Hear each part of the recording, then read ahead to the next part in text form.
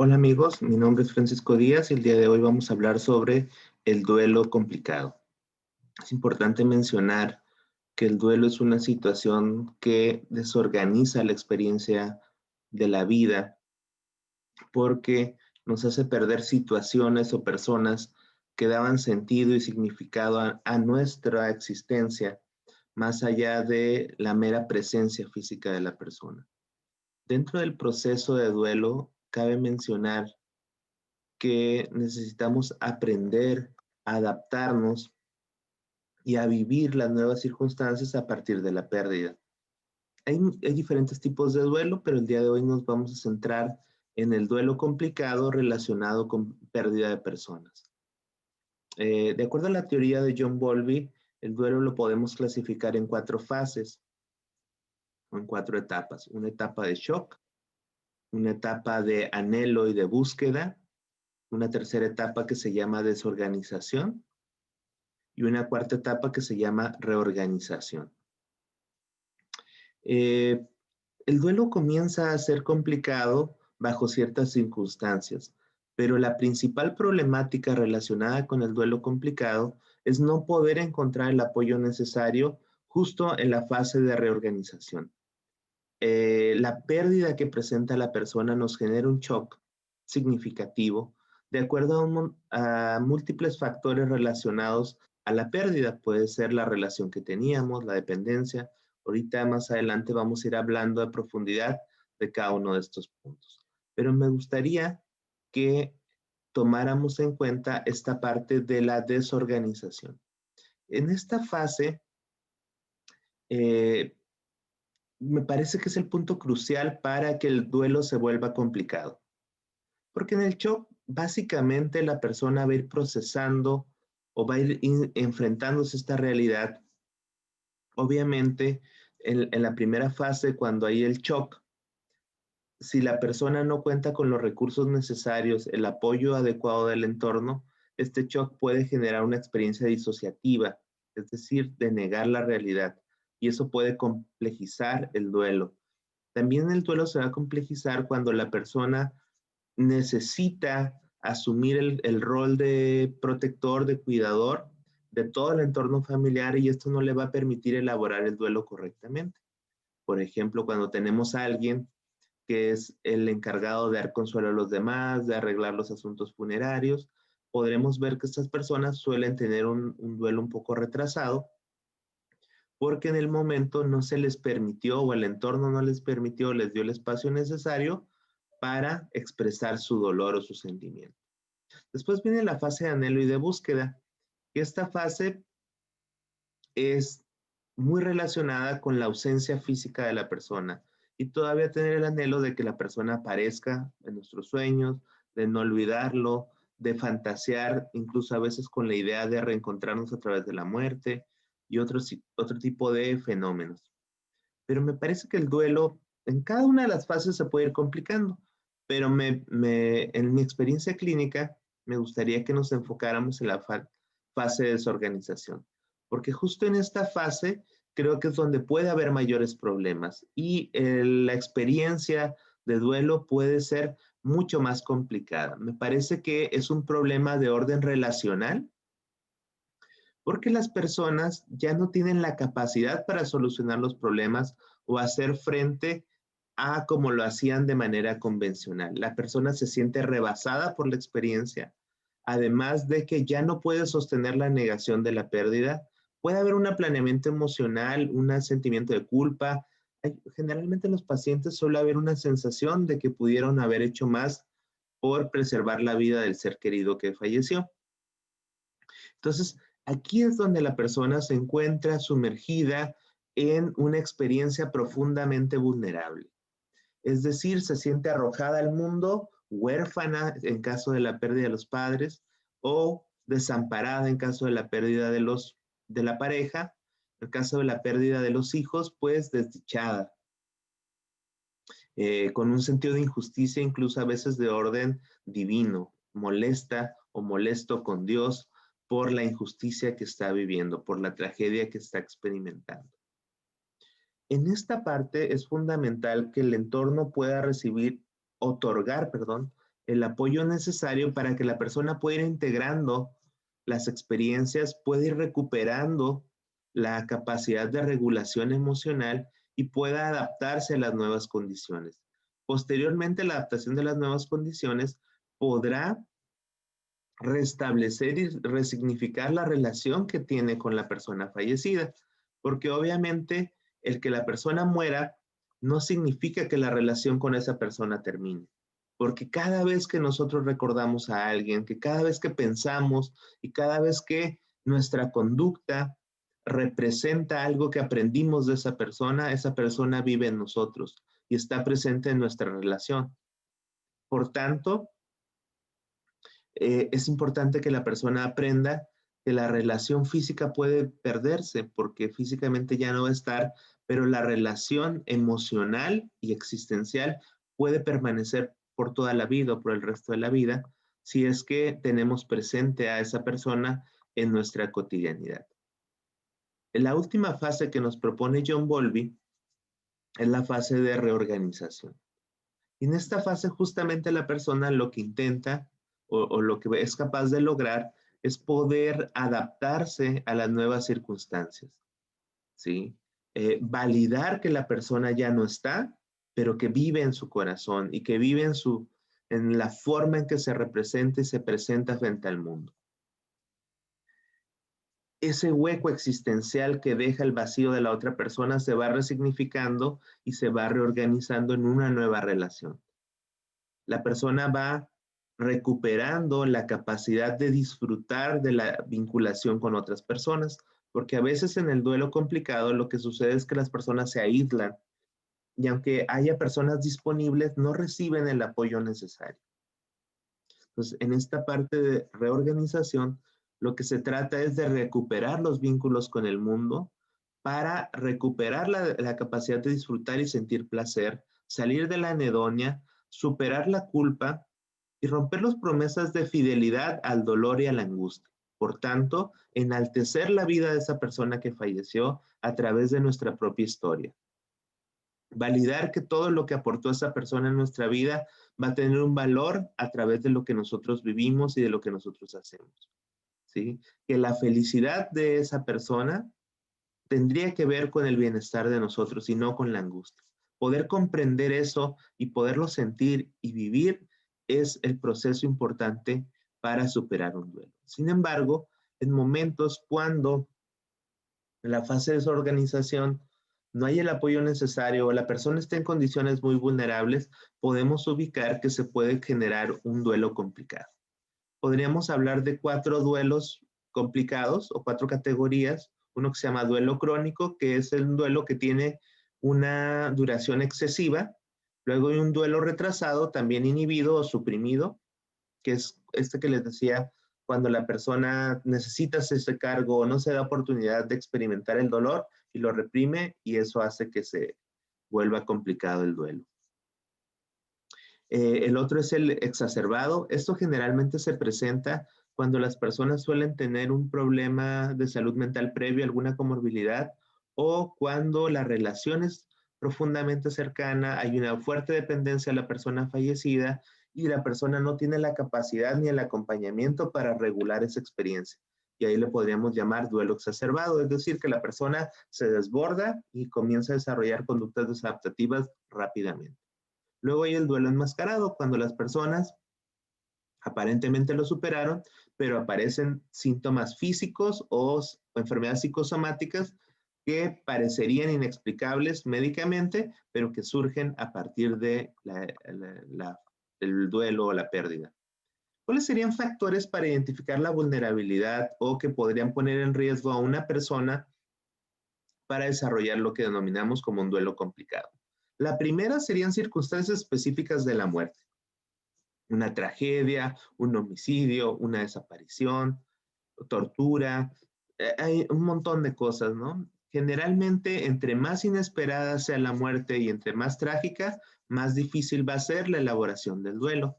A veces pueden ser personas que estaban enfermas y que la gente iba elaborando el duelo, pero que iban recuperándose. Y cuando hay esta decepción, hay un duelo que podría volverse complicado. Ahora en México, por ejemplo, el tema de los homicidios, las desapariciones, hacen que el duelo invariablemente se vuelva complicado. Necesidades y dependencias con el fallecido. Entre más necesidad afectiva, económica y social tengamos con la persona, o entre más tengamos una relación estrecha o dependiente con la persona, es más probable que desarrollemos un duelo complicado. Pérdidas acumuladas, por ejemplo, habrá personas que a lo largo de un año pierdan 3, 4 familiares cercanos, o tal vez 2. Estas pérdidas acumuladas hacen que el duelo se vuelva complicado, que incluso a veces la persona se enfoque en un duelo y no se dé la oportunidad de ir elaborando los demás, y esto va a hacer que el duelo se alargue y se vuelva complicado. Variables de personalidad, de historias de salud mental previa, como habíamos mencionado, problemas de ansiedad, depresión, trastorno bipolar, trastornos de personalidad, podrían complicar el proceso de duelo. El apoyo familiar y el apoyo social será fundamental como una causa de que podría complicarse el duelo o que podría apoyar para superar correctamente el duelo, y otra sería la situación económica. En ocasiones no solo hay un duelo por la pérdida de la persona, sino hay un duelo por una reestructuración de la vida. Por ejemplo, habrá familias donde el líder de la familia o el patriarca fallezca y esto produzca una transformación de la situación económica, social y cultural de la familia. Y en ese tipo de casos la pérdida se vuelve bastante compleja. ¿Cuáles serían algunas señales de alerta para ubicar que ya estamos teniendo o que estamos frente a una situación que puede volver un duelo complicado? Cabe mencionar que un duelo, más o menos el rango promedio, va a ser de 1 año a 2 años. Y incluso hay quien dice que cuando pasa de 1 año podríamos ya llamarlo un duelo complicado o extendido, eh, pero yo creo que la temporalidad no es lo más relevante. Me parece que tendríamos que ver la intensidad, obviamente el tiempo o la duración, pero sobre todo la intensidad, porque creo que en algún momento, cuando aparece con mucha intensidad, podríamos intervenir de manera preventiva antes de que la situación se vuelva más complicada y que la persona tenga un deterioro en su calidad de vida. Pero ¿cuáles serían señales que nos podrían dar un parámetro para ir identificando un duelo complicado? La primera sería una falta de respuesta ante la muerte, una falta de respuesta congruente con la pérdida. Recuerdo el caso de una paciente que muere su mamá, es hija única, muere de manera inesperada en un proceso de cáncer muy agresivo, en el cual la mamá pierde la vida en poco tiempo, y la paciente no responde ante eso. Tiene una actitud muy alegre, muy tranquila, pero después empieza a desarrollar, a los meses empieza a desarrollar síntomas psicóticos y disociativos. O sea, ahí es donde podemos ver cómo esta falta de respuesta ante la muerte inmediata puede ser una señal de alerta, y que sería importante acudir al apoyo profesional de manera inmediata y no esperar a que la situación se vaya a complicar. Otro factor es un dolor intenso que se prolonga de sobremanera. Obviamente todas las personas van a experimentar dolor. Cuando el dolor se queda permanente, genera aislamiento en la persona y además genera una sensación de derrota y desesperanza continua, esto es una señal de que el duelo se puede volver complicado. El duelo se vuelve complicado cuando la persona pierde esperanza y vínculos en su vida. En ese momento estaremos viendo que el proceso de duelo está transitando a un proceso de melancolía, y ahí necesitamos tener cuidado para que no transite a una depresión mayor o pueda generar algún otro tipo de problemas. El dolor intenso, ese ya lo hemos mencionado, sentimientos desproporcionados de culpa. Obviamente, cuando alguien fallece, hay una sensación constante en la mayoría de las personas cercanas de que pudieron haber hecho algo más, o sentir la impotencia de tal vez no haber resuelto ciertos temas. Sin embargo, cuando la culpa es exacerbada, cuando la culpa genera mucho dolor emocional y mucho enjuiciamiento a la persona, hasta llevarla a límites de mucha depresión o melancolía, podríamos considerar que ya es una señal importante de un duelo complicado. También hay otro factor que sería la idealización de la persona fallecida. Dicen que cuando alguien muere, pues nadie es malo. Y entonces empezamos a ver todos los factores positivos. Yo creo que eso está bien porque creo que buscamos quedarnos con el mejor recuerdo de la persona que falleció. No obstante, la sobreidealización de la persona puede ser una característica importante, porque aparte nos aleja de la realidad y nos aleja de las circunstancias en las que se presenta el fallecimiento. Ausencia de recursos personales, familiares y sociales. Conforme estemos más limitados en recursos para enfrentar la situación, ya sea a nivel personal, a nivel familiar, a nivel socioeconómico o a nivel comunitario, el duelo se va a volver más complicado. Hay muchas culturas o comunidades que tienen ciertos rituales colectivos o comunitarios que ayudan a la transición del duelo. Eso es muy bueno, pero a veces, por ejemplo, aquí en Tijuana o en Rosarito, que hay mucha población migrante, podemos ubicar que a veces la persona que fallece no tiene más familiares y es muy difícil elaborar la vida. Recuerdo, por ejemplo, el caso de un adolescente que atendía que empezó a desarrollar ataques de pánico porque solo vivía con su madre. Entonces él empezó a leer las noticias sobre las desapariciones de mujeres, las muertes de mujeres, los feminicidios, y él empezó a tener ataques de pánico porque decía él, solo tengo a mi madre y si mi madre fallece al ir a trabajar o ella trabaja en turnos nocturnos, dice, si un día a ella le pasa algo, ¿yo qué voy a hacer? ¿Cómo se va a quedar mi vida? Y a partir de eso él desarrolló ataques de pánico. Imagínense si él perdiera a su madre, el impacto psicológico y social que tendría, porque no tiene más familiares. ¿Sí? La historia previa de trastornos psicológicos será un factor importante. Las personas que tienen antecedentes de trastornos de ansiedad, bipolaridad, depresión, pueden padecer más un duelo complicado. Estar demasiado enfocado en los recuerdos, eso hace que el duelo se vuelva complicado. ¿Por qué? Porque finalmente nos aleja del presente y de los recursos y de la vida que prosigue. Cuando nosotros nos olvidamos de la vida y nos queremos quedar aferrados a los recuerdos, ahí el duelo se prolonga. Y es cuando vemos, por ejemplo, que las personas cierran el cuarto o quieren que siempre esté el lugar en la mesa. Ese tipo de detalles no favorecen la elaboración del duelo. Síntomas hipocondríacos relacionados con la enfermedad. Por ejemplo, si la persona falleció de una enfermedad, yo experimentar los mismos síntomas o creer que también puedo ser muy vulnerable al tema. Esa es una condición muy común, sobre todo en personas que han padecido enfermedades crónico-degenerativas. Principalmente la que podríamos ubicar más comúnmente sería el cáncer. Otro factor es que la persona empieza a abusar de las sustancias, alcohol u otras drogas o desarrolla una adicción. Y finalmente, otra señal importante es problemas significativos a nivel nervioso del sistema nervioso, insomnio, contracturas, sentir mucho malestar, problemas del estado de ánimo, etcétera, etcétera. ¿Cuáles serían los duelos que podrían, por sus circunstancias, generar un duelo complicado?